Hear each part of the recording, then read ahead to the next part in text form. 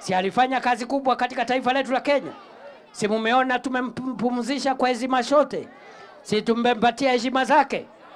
We accorded him a state burial, a state funeral, with full military honors, with all the honors that can be given to a leader. He may not have been a head of state, but the things he has done are good for Kenya.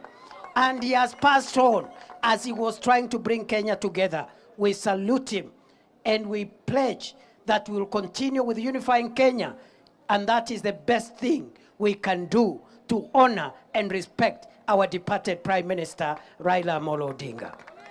Kwa hivyo wale wako na mambo ya kujaribu kuchokora amani, kutumheshimu mwenzetu, tunawasihi kwa heshima waheshimu familia yake na waheshimu maisha yake, na tunaomba